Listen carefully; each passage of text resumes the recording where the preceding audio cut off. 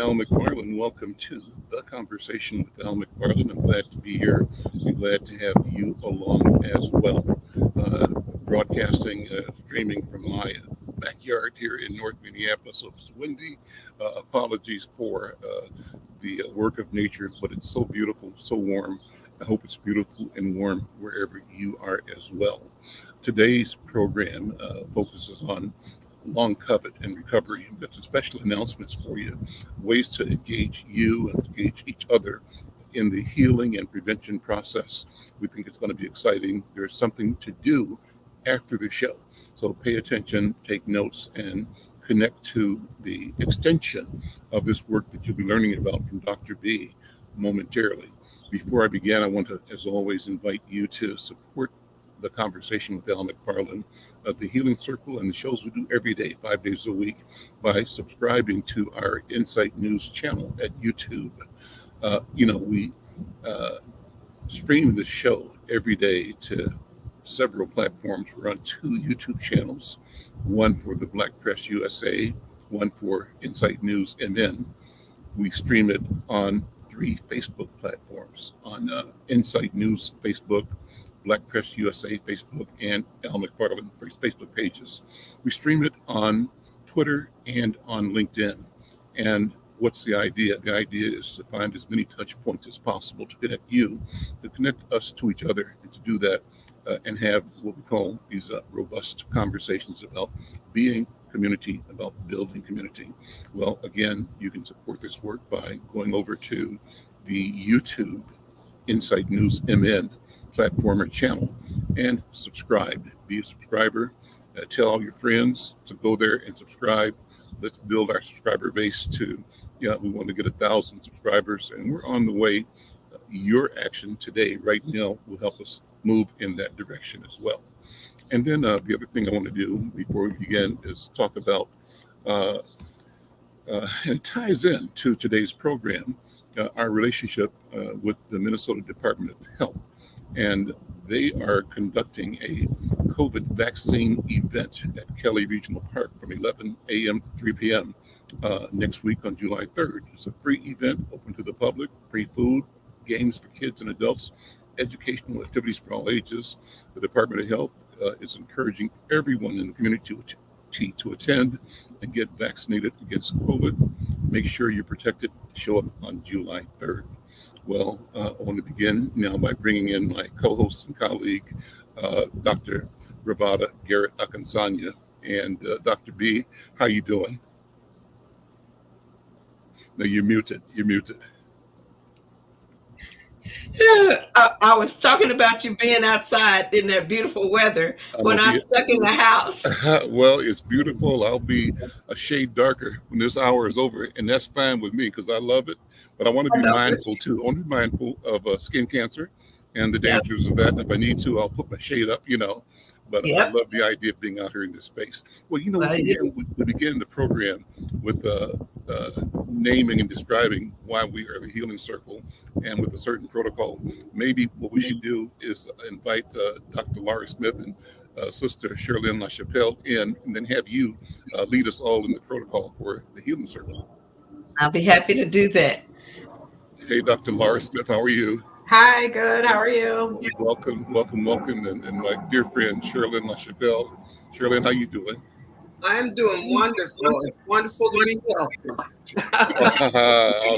Awesome. Dr. B, go ahead. Oh, thank you. I just want to comment before we start that Dr. Laura and Nurse Shirlynn just did a wonderful in-service training for our group about long COVID and its effects so we can recognize it in therapy. So, but before we go or get into the day, we always take a minute just to breathe and center and recognize that we are currently in a circle and that the circle itself has no beginning or end.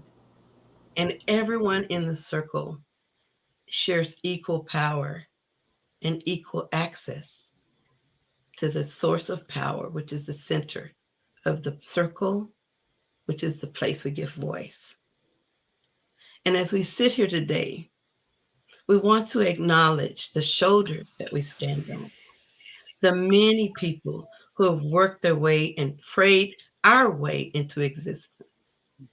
So as we think of our elders, we honor them. And we honor our elders because they're closest to our ancestors. And our ancestors who are free from space, and free in space, free from body, not restricted.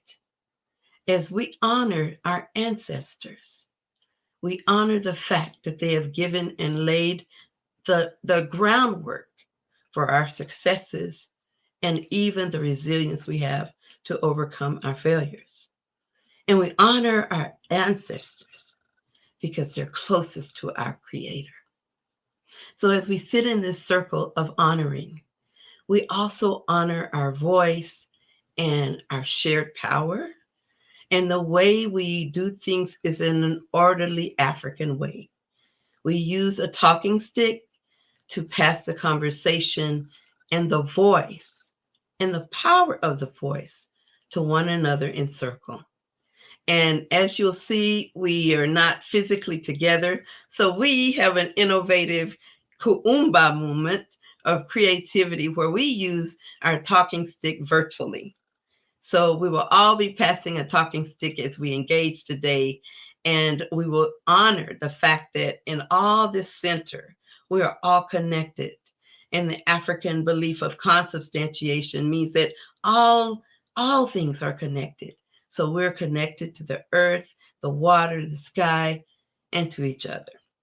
And with that said, we say Ashe as we begin to open our voice and our commentary today and welcome you to the Healing Circle. And I'll bring the talking stick back to Chief Al. Well, Ashe, so let's jump right in. The topic today is, long COVID. What do we do? How do we manage? Why don't we start with the description? And I want to pass that back. Actually, Dr. B, I'm going to pass the talking stick back to you and have you set the framework for this discussion and also announce what's going to be happening. That's another innovation out of this relationship we're creating here. So I'll pass the talking stick back to you. Hi, everyone. I appreciate that talking stick again. What I'd like to say is that we are planning an exciting event, a series of events throughout the year.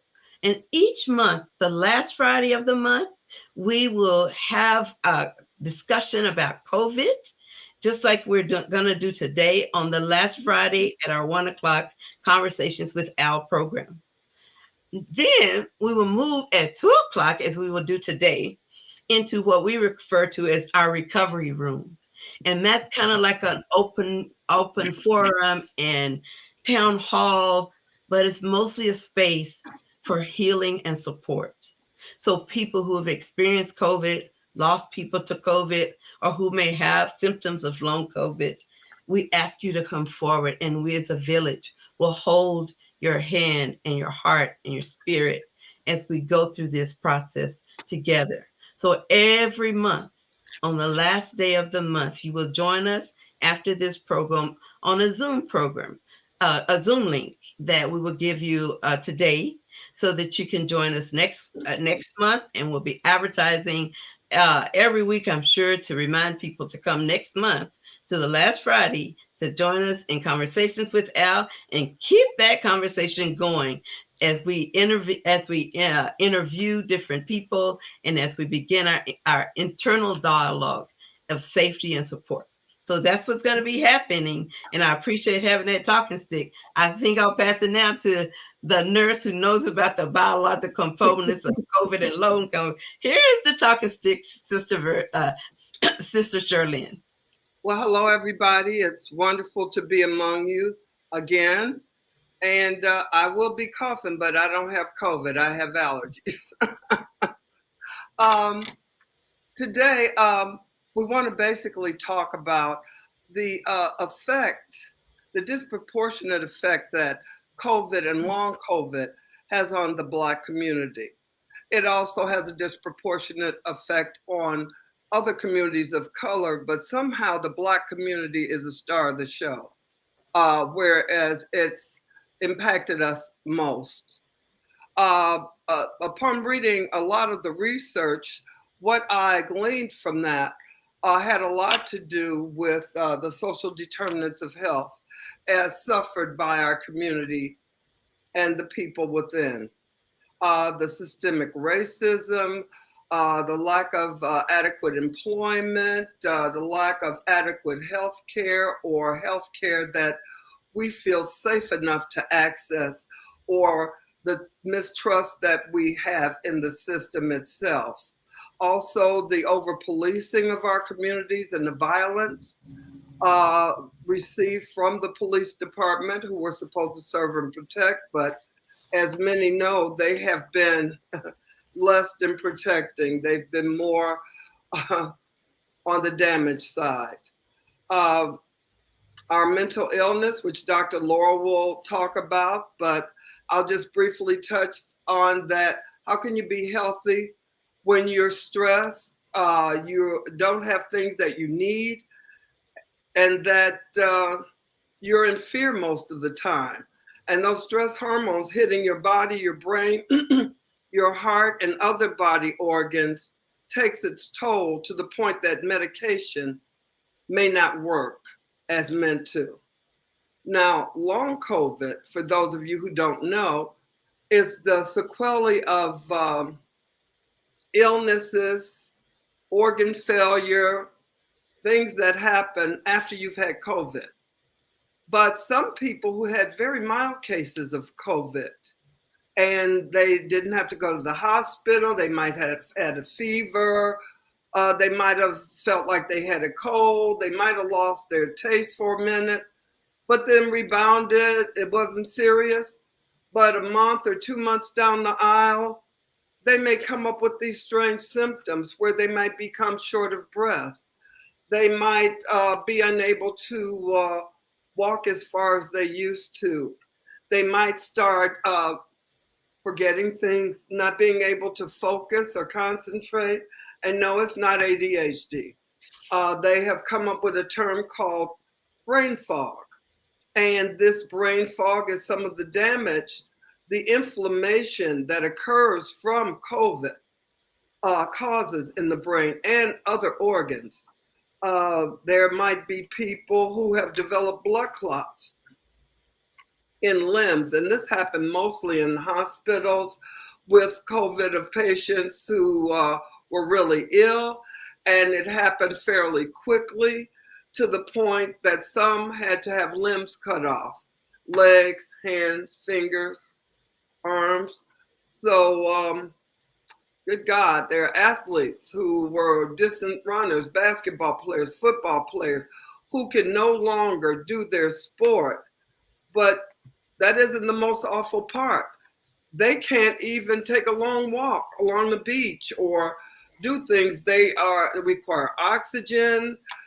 Some have chest pain with just minimal effort. So I'm cutting to the chase as far as some of the symptoms. Some of you may know people like this who said, I don't know why this is happening to me. I had COVID, but it wasn't much. And then it was over and I was fine. And now this. Some of the research has shown quite a bit that when people of color, and particularly Black people of color, go to their provider talking about these various symptoms they're having, they're poo-pooed, they're not listened to. They're saying, oh, it's just a cold. Oh, you probably have asthma. That's why you're short of breath. Oh, it's this or that. Oh, it's probably arthritis. Because you can get fibromyalgia-like symptoms. There's all kinds of things that occur with long COVID. And that's because COVID attacks every organ in the body. And the brain is an organ, the heart, the lungs, the kidneys, the pancreas, and the skin's an organ. Some people have awful rashes. And why? We don't know. But during the height of COVID, I'll say 2021, they discovered that some children had, 2020 for the children, had something called multi-system inflammation. And then by 2021, they noticed adults had it as well. but they hadn't diagnosed it yet. And they hadn't been really having any symptoms of COVID, very mild, very mild. But some of these symptoms were the heart became affected, heart failure, they'd have erratic heartbeat, all kinds of things, brain fog. And it's like, how is this happening? Blood clots. And nobody really understood what was causing this. So the research finally narrowed it down to inflammation. For those of you who don't know what inflammation is not infection. It's the body's response to an invading whatever, organism, virus, what have you. And it responds by swelling, sometimes creating exudate or extra fluid in the lungs. You cough up sputum and stuff like that. In the case of the heart, when those vessels swell, that could impact your heart's ability to work as a pump. In the lungs, you can imagine breathing's an issue. In the vessels, depending on where the inflammation occurs, if it's the legs, once the swelling starts inside the vessels, blood's more easy to clot. And once it clots, if that clot breaks loose and it travels through the body, if it goes to the brain, that would be what we consider a stroke caused by blood clot. If it goes to the heart, that's a heart attack caused by that same blood clot. Kidneys, any organ in the body, including the penis, anywhere there is circulation, this can happen. So for those of you, men and women, who say, I don't need that shot, I don't believe that, I heard, social media said, I believe, oh, those shots are dangerous. Let me know what's more dangerous than having a blood clot to the brain, a stroke, and you started out today walking, talking, running, and depending on where that blood clot lands in the brain or circulation it cuts off, the portion of the brain that operates whatever that is, you're walking, talking, smelling, eating, thinking, that's what's affected. Your kidneys, for those that think they don't need it, how's dialysis? And I am sure we all know somebody that Monday, Tuesday, Wednesday, or Wednesday, Thursday, or Friday, they spend 4 hours each of those days going to dialysis. Yes. That's not fun. So I think we need to really take this seriously. Then I'm sorry. I was going to say, as I listen to you, I have a couple of just burning questions. Okay. And I know that you've worked a lot with people who are coming for vaccines and who are hesitant to get vaccines. And I know that you tell them the facts you're sharing with us today. And my question is around, when you start trying to convince people about taking vaccines, is it that you tell them what will happen if they don't? So what advice would you have to give to us in the audience in terms of how we could increase ourselves, our courage, and increase our engagement in getting people to just take the vaccine? Do you have to go through all of the long COVID symptoms before people change their mind? What do you do, sister? What I do is a conversation. And I don't give them the whole spiel. I basically ask them, why? Why is it that you don't feel that you should have the vaccine? What are you afraid of? And then I listen to that. And of course, with our people, they always talk about Tuskegee. And of course, I'm forced to tell them the facts that what happened in Tuskegee was not treatment or vaccine. It was lack of treatment that killed them. They were basically observed with syphilis as they watched to see how each stage would turn out and how people would die from it. When there was penicillin that they could have been given at any point, but it was withheld. So I tell them, let's take Tuskegee off the table, okay? But when they say, well, I'm not going to be a lab rat anyway, well, I say, Have you noticed how many white people are at all these shot centers getting shots and everything? Even in the Black community, my God, I might see 5 or 10 people and they're giving 1,000 shots that day. And they're from the suburbs and everything, white people coming to get that. At that point, you know it's not experimentation. At that point, you know it's preventative and it's life or death. And I listened to their question, to their objections, and I answered them with facts. And then we might have to discuss it a bit. Oh, I don't believe it. You know, they said it causes autism, those other shots. And I said, well, that doctor was proven to have faked his research. I think he went to prison for a while and he lost his medical license in England. Also, how many of you know somebody who has polio? Most people look around and they don't know anyone. Yes. I said, do you know before the Salk vaccine came, people were dying and becoming paralyzed with polio? But during your lifetime, it's a thing of the past. But guess what? It's coming back. I mean, it was always present in the soil and the environment, but because people have stopped getting immunized against it, diphtheria is here. People die of suffocation when their throats swell. But we have a vaccine to prevent that. Measles, mumps, rubiola, all of that. Mumps. You say you want children and you're a man, you get mumps, you could become sterile. You know, just something to think about. All these things that have made those diseases something of the past, well, guess what? They're back and they're here and they're getting stronger. Well, they were always strong, but now we don't have the immunity. That's what I say. Thank you, sister.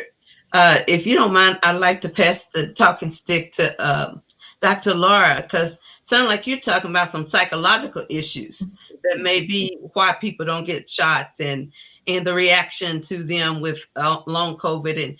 And Baba Al, let me know if you want this talking stick, because I know you get excited with good questions. I'm going to pass it to Dr. Laura for now, but you know, free game. All right. Well, I guess I'm up if Mr. Al, you're not going to go. Hi, everybody. Yes, there's a lot of risk factors in COVID and long COVID, I will say, for adults, but also kids as well, too. Through research, a lot have shown that there's an increased risk for traumatic stress and also grief and loss. A lot of research has pointed to a range of different emotional reactions to long COVID, including anxiety, depression, again, grief, and also even suicidal ideation. This pandemic has created so much devastation for so many individuals, especially those who have unfortunately lost a loved one. And some of that, the increased traumatic stress, comes with compounding factors. So our most vulnerable population, including young kids, are more susceptible to traumatic stress and loss, but also people who have previous mental health histories, trauma histories, and of course, our folks, people of color. And so the research really points to, again, the inequities and disproportional rates of long COVID with our community, but also, again, those compounding factors that also go along with being a part of a community of color, unfortunately, where there's not the same amount of access to these vaccines. And even when vaccines are available, the access is just not the same. There's been a lot of research that shows that when vaccines are given to communities, a lot of the white folks get them and not a lot of the Black folks even know where to find them or have the access to get to them. And so, unfortunately, again, there's a disproportionate rate of death among African Americans compared to white individuals. And so with that, again, traumatic stress comes along with that. Depression, if you are experiencing, a loss of a loved one, and it really impacts everybody's mental health. And also even it's shown that with all of the pandemic, our world has drastically changed. And so we all know that we had to adjust to things that typically we were used to, just freely going to the store or going to sporting events or anything like that. And now you would have to weigh out, is it worth actually going out and potentially being exposed or not? But also other risks come with that. With a lot of parents had to be teachers and learn how to do the remote schooling, which was very, very challenging. But also it showed that, unfortunately, since a lot of people were staying at home together in the same household, an increase in violence also occurred, and child abuse. And unfortunately, hospitals even reported a higher incident of child abuse, to the point where more children were being hospitalized for their injuries. And so, again, families under stress really impact the entire family unit, that sometimes maybe people don't think about, or think about the impact that it has on the littlest ones in our community. So those are some of the risks, some of the mental health things that have come up, that I'll touch on now. Maybe I'll save some for later, but I will pass the talking stick back to Mr. Al. You're muted, brother. You're muted again. Still muted. Okay, there you go. I got you. Hit the button and take your hand away, right? Listen, what a wonderful, wonderful conversation. So important, so much information, so rich. And for me, it brings me to considering, the gravity, the immensity of the COVID-19 virus or epidemic or pandemic impact on our community, on the world, and our community in particular, and how that aggregates or exacerbates the already storied health disparities we experience.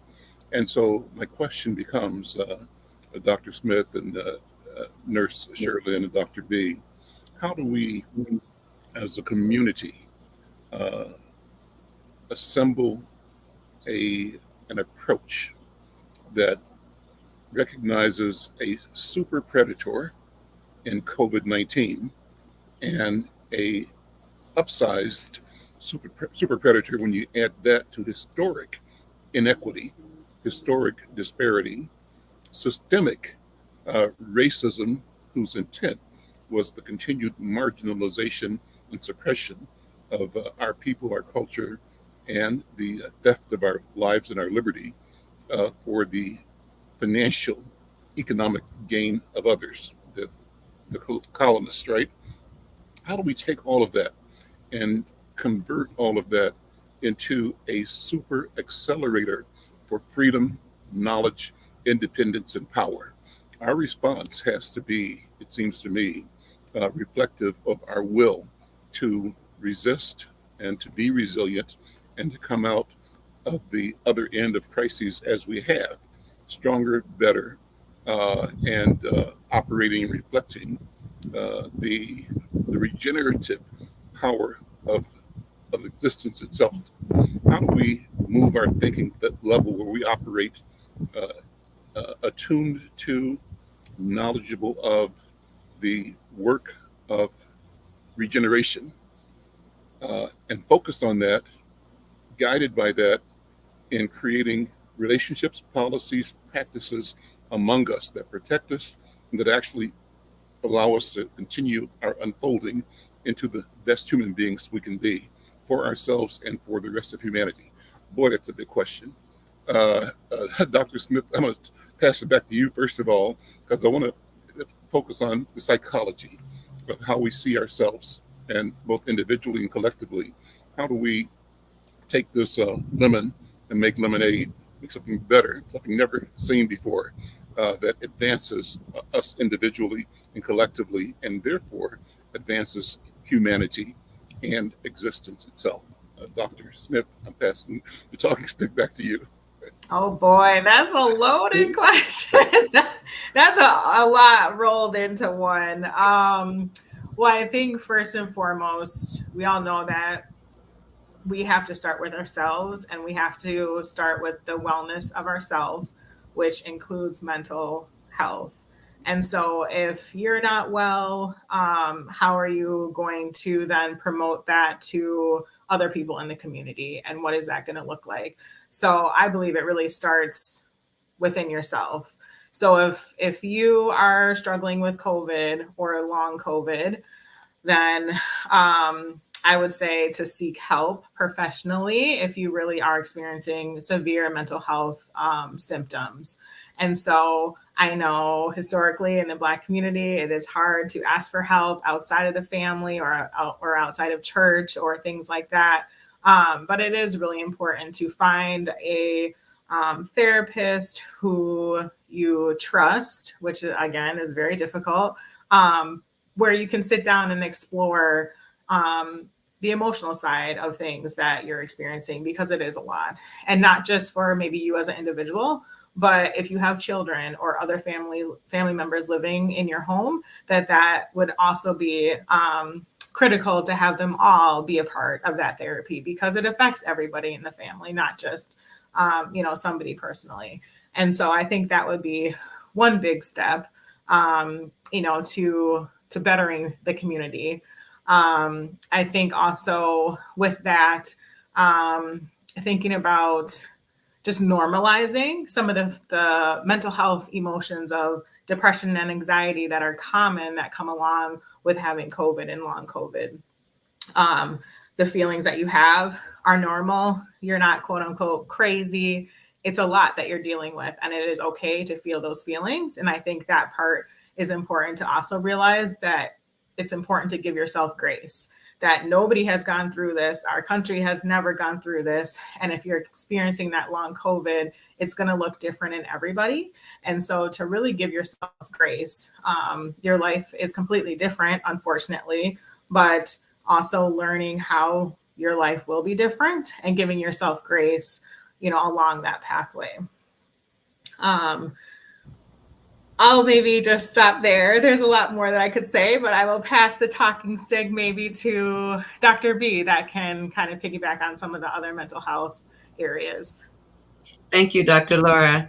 And I think it was exceptional what you just said in teaching us. One of the first things I thought about when you asked that powerful question, Baba Al, is that as Dr. Laura said, we do have to start with ourselves, and we also have to start with recognizing that we have overcome other things, recognizing that resilience and resistance does not mean you have to do it alone, and that strength can also come from asking for help, for coalescing, co-creating solutions to problems that we face, and not feeling like we have to do it alone. That's the first thing I think that hit me. The other thing is that when we talk about the disparities among African Americans, we cannot overlook the idea that in America, historically, just like having that crazy Supreme Court ruling yesterday that we were talking about, just recognizing that people still don't want to see us as human, and how that internalized racism and oppression, sometimes we own it. Like we say, we're not worth it, or it won't matter if I vote, or it doesn't matter if I go to the doctor. And so part of my mantra is that we deserve to be well, and the same creator that made them made us. And in fact, they say that we Black folks from Africa, we're the source of all life. Eve and Adam, the Garden of Eden, according to sciences, was from the wombs of a Black woman. So as we think about our right to be well, we got to recognize that no matter who we have to fight, and sometimes it's our own internalized fears and pain and anguish that stops us, we have to overcome it. And I believe we can, with help, with people who see you as a full, vibrant, wonderful creation, as a human being with gifts and talents. You can claim your healing and start to work support it. And they will push you when you get weak. They will help pick you up when you fall. So that's what I wanted to say, to kind of round in and encapsulate what I'm hearing my sister say today.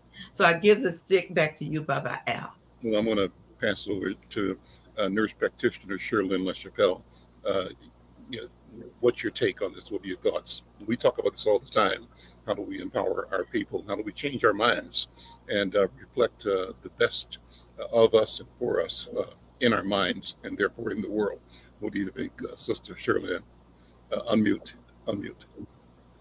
There we go. I think this will be a new thing for some of our folks because we're so often beaten down, torn down, demoralized, and made to feel less than. Mm. But what I tell patients that I treat in psychiatry is that you are worth it. You are stronger than you know. You are more brilliant than you know. You are here for a purpose. That purpose is not about you. It's about what you can do for others. And once you realize how important you are to what life is happening all around you, then you realize you have the strength within to change those things that are controlling you. It's so important for our people to understand that they are strong, that they are valued, and that we come from a great people, a brilliant people, and that don't believe the garbage that you've been told. Mm-hmm. Break out of that slave mentality where you feel that you are nothing. You are more than anyone will ever tell you.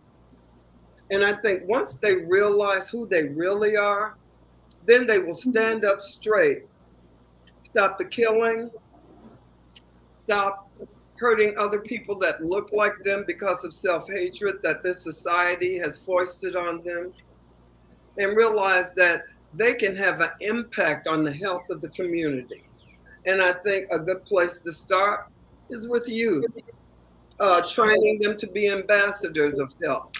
So we take teenagers in, we can even have them younger than that. Because when seatbelts started, my husband wasn't having it. He wasn't going to wear one. But our daughter, because the commercials kept saying, Daddy, you need to put your seatbelt on. Dad, if we get in an accident, you may die. And he got sick of hearing it, and he started wearing that seatbelt. So I think we are missing a group of teachers that we haven't accessed yet. And I have a lot of faith in young people being able to carry the message once they are educated as to all the facts, and to be able to hold their own when talking to people who have false facts. And I really would like to see them engaged. So I will pass the talking stick back to Dr. B. All I can say is that amen. And the future, seeing that it is in our children and pouring into their spirits, the concept of being able to be enough. I love that you said that, because one of the things is that people shortchange our kids. Sometimes we shortchange our kids and we don't really realize their potentials. But when we do realize it and we let them know that I'm holding you accountable for the greatness within you, that changes their mindset, and taking time to let them see what it means to help, what it means to be a part of a community that's bigger than yours, what it means to share your gifts and talents and have people applaud what you bring, whether it's baking cookies, helping with math, babysitting, whatever kids do, singing in the church choir, whatever they do, we need to support it, because if they can believe they have power, and I'm telling you, the kids now do, a lot of them do, they believe they have power, then they'll see that this mess that they're dealing with, the systemic mess that keeps us locked down, they can overcome it, and they will. And when I think about long COVID, I just think about the pain of it, and the ripping off of our sense of I guess agency, not being able to do what we want to do, how we want to do it, when we want to do it, with whom we want to do it. the impact of that long COVID making you weak and tired and having brain fog and losing appetite and all the things that impact not just that, but employment and your ability to make a living. That we have to continue to just educate ourselves and create support. So I'll pass the talking stick back to Baba Al. Thank you, Dr. B. I'll take the talking stick. So Shirlyn, I think you or Dr. B mentioned the campaign. Shirlyn, you mentioned the campaign for seatbelts, and that reminded me of another effective public campaign that our country did. And you all will remember, Dr. Smith, you won't, but in the 50s, they did the they did the trash campaign. I mean, we used to have people just thought it was okay to throw stuff out of their window, right? You eating some saltine crackers and some cheese on a highway trip or some apples and stuff, and you would just eat it, take the paperwork out the window. And the operative thought was everything is kind of going back to nature. Okay to throw it out, it'll decompose or whatever, or it wasn't a concern. But the roads got dirtier and dirtier, trashier and trashier, and it rose to something that was a national, crisis deserving public attention. And what our country did is mounted an effective campaign where people now are conscious, aware, and they, by and large, don't throw stuff out on the street. So the lesson here with both seatbelts and with trash is marketing. So, Dr. Smith, can we come up with a marketing strategy using the science of marketing, and we can point to case after case after case of building public awareness in ways that produce benefit for individuals and society? Ought we be able to come up with a marketing strategy that intentionally infuses within our culture and within our children this idea that Dr. B has just described, that we are great, and here's how greatness looks, and here's what greatness does, and how this idea of greatness then moderates, regulates our activity with each other, and when we're alone.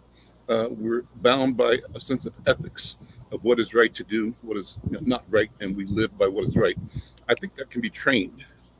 They tried to train away by encouraging us to not believe in ourselves and to believe that we were bankrupt or deficient or less than. And I think that we have discovered that we have both resilience and ability to transcend and continue our path towards becoming our true, authentic selves, that being great people. So we also said that we believe that children have a great power to be themselves and to get the complexity of life and to act on it in ways that influence and redirect adults, the elders. And if that be the case, how do we protect and prevent ourselves from crippling our children by robbing them of that capacity to tell the truth that is natural to them, in them, that they own, but that we encourage them to suppress in order to make it in a world that's stacked against them? Dr. Smith, I'm putting a lot on your plate. I'm going to pass the talk back to you. Oh my goodness. We don't have time for all of that unpacking. That is a lot. But I think what you said is, what does it look like to speak the truth, not cripple, protect, all those key words that you said. And I think the number one thing is honesty. I think we have to be truthful to kids, even young kids. They know what's going on. They might not have the words to fully explain or completely understand, but they know. They read, caregivers' body language. Mm-hmm. If a caregiver is scared or mad, they know what that is. They might not say, oh, mommy or daddy is, scared or mad right now, but they know. And I think that it's developmentally appropriate to tell them the truth in ways that they understand. Maybe you don't need to give them all the details, but an overall generalization of what is happening or the truth of the things is important. And I can think of one example of just the idea of death. A lot of people want to not tell the truth about death to really, really young kids because it's scary, and it is scary. But I've heard, some caregivers say, well, mommy or daddy is sleeping, or mommy and daddy, went to school. It's like, oh no, because they don't ever come back. And that's not the message that you want to send to kids. You want to tell them the truth, even if it's hard for you to say it. They also need to understand and have closure and be able to process in their way, what is going on. And so I think that's the same with. What's the challenge, Doctor? What's the challenge of our having to confront our own failure, and when we knew what was right and what was wrong, but when we were confronted or faced with the institutional dilemma, we backed away, or we decided that the choice that we had to make was one where we surrendered something. Could be our dignity, could be our power, and we did it probably out of a sense of fear or out of a sense of history, because we knew what the consequences for truth-telling would be. And so what does that kind of example that the children see, and you don't say it, but they know when you talk about being truthful at home, then they see you get stopped by a cop and you change. What does that do? How do we come up with the path, either that explains that in a way that's proper, or that encourages us not to have to go through that shame and to be ourselves, but also we have to stay here. I know we make decisions like that because we know we have to stay alive to help our children, our families. But that's an extreme case. So I'm sorry to jump in. I'm going to pass it right back to you. That's okay. I mean, that makes sense too. I think it revolves a lot of reflection, on an adult, and what example do you want to lead for your kids? In some situations, maybe you do kind of have to tell a lie, but also maybe later telling your kids why you did what you did, apologize, and kind of move forward. But it's not easy, because oftentimes we parent how we're parented until we stop and think about, is this what I want to continue, or this is my chance to do it differently? So I guess I'll leave it there. I'll pass the talking stick to Dr. B. Well, thank you, Dr. Laura. As you were talking, I was actually thinking about, how do we tell the truth to the systems? And I guess that's the same thing, not just to the individual children or people around us who are relatively safe, but we don't want to mess up their heads. But how do we tell the truth to the systems? Because one of the things that we were talking about earlier today in our training is how the doctors, the people who had long COVID, couldn't get support because the doctors wouldn't acknowledge that there was Black pain in their body. Or the woman who was the doctor herself, they say things like, she's too bossy, she doesn't know, doesn't know how to be a patient. And so recognizing our pain is one of the things I think we need to be able to teach those who care for us, and challenge them, and actually say, do you hear me? It seems like you're not recognizing my pain. It seems to me like you're minimizing what I'm bringing. I know even recently in my own health, I went to see a male doctor, and he saw me about 30 seconds and said what he thought it was. And that wasn't what it was. And I was really upset because the treatment he gave me didn't work. And finally I went to another doctor, and she was a white woman. And one of the things I said to her is, I went to this other doctor. He saw me for 30 seconds and said he knew what it was. How can I trust you? How do I know that what you're telling me is saying I don't have cancer? How do I know that that's true? And so she took the time, because I challenged her. And I decided that I wasn't going to just take it, that wherever I go, I'm going to lovingly and professionally, but I challenged her. And I said, why is it not what you say it is? And so she had to teach me, and I listened. And by the time I got through, she kind of went overtime with me. Another patient was waiting, but that day I didn't care too much because I felt like the system was due me some honesty. And so after that, I trusted her. And that's what I think we have to learn to do, is to challenge the system. And with that, I'll give the talking stick to Sister Shirlynn, because we're getting close to the end of the show. So I don't want us to close down without her having another word. Oh, Lord. Well, what I want to say is I want to give the symptoms of long COVID for Black people in particular.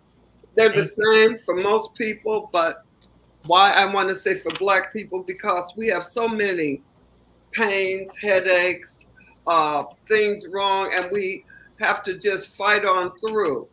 Well, instead of fighting on through, I want you to think about it. Brain fog. I can't remember anything. I can't add 2 and 2. It's just, I just feel my head feels heavy. Things like that. Thirst. You're really thirsty, not abnormally thirsty. And if you've ever seen a dialysis patient, they're always thirsty. In the hospital, they will drink their bath water. We had to watch them. Not saying you'll do that, but you'll be very thirsty. Heart palpitations, your heart, you feel it kind of thumping heavy in your chest. It's like somebody like tapping you. Chest pain, we know what that is, or that heavy feeling in our chest. Fatigue, really feeling exhausted, really, really tired. Then diminished sexual desire. Now that's huge on both genders, okay? But males would be more alarmed, I'm sure. Dizziness, that's huge. That's part of the brain fog. If you're dizzy, you can't walk without maybe falling.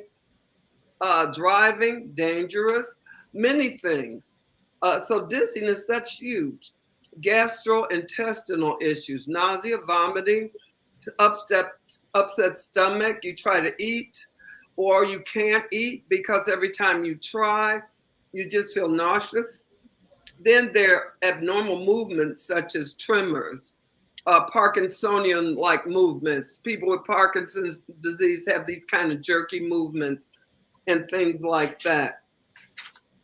Those are things that we need to pay attention to. Now, outside of those things, the Black physicians,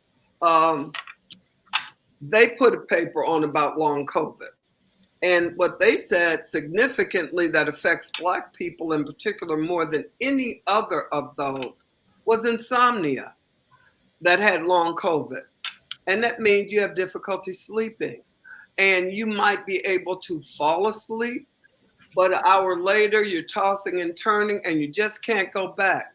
Or you may have difficulty falling asleep and you're laying there just trying, and then somewhere along the line you might sleep for an hour or two, but you're exhausted in the daytime. So they have found for instances like that, taking melatonin has been helpful, and that's over the counter, like 4 milligrams or something, but also tell your doctor about your symptoms. If you have a provider, like Dr. B said, that first provider who she couldn't talk to, it's time for a change, okay? Your provider has got to be someone that listens to you and that you can tell them what's going on with you because your life depends on it.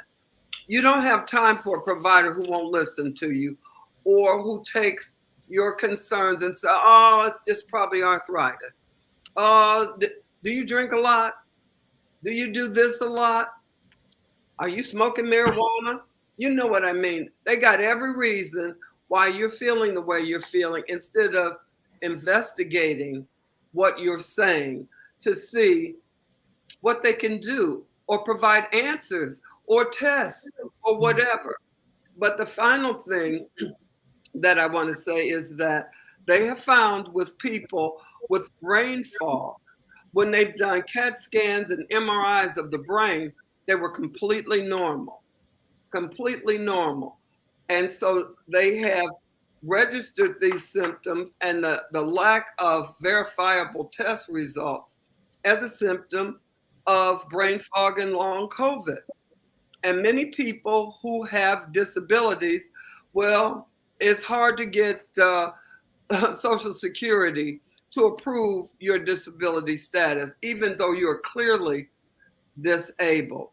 My last thought, this is for you, Dr. B and Al. I think we need to try to get a grant in the community to train young people to be community health workers. I'm talking about grammar school and high school. I'm talking about teaching these kids things that they need to know about COVID and about being healthy, because they live at home with their parents who are drinking, smoking, not eating properly, not taking their medicine. And if you got one of those champions of health in there, a whole lot's going to happen differently. So I think that's a grant that we should have. And I think those kids should be given a stipend while they train, and they should be paid for their time out in the community, because let me tell you, that'll make a difference. So I'm going to pass the talking stick back to Al.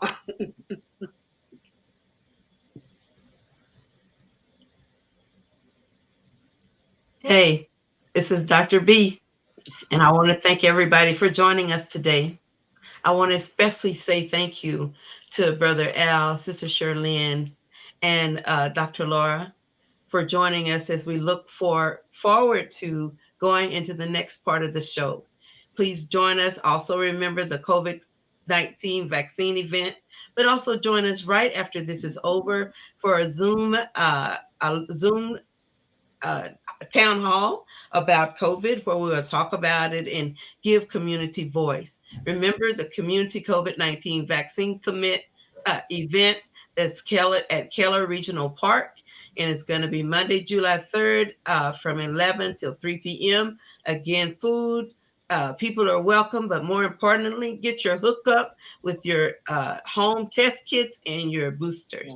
So thank you all for joining us. I say see you later. Till next time on the Healing Circle and Conversations with Al.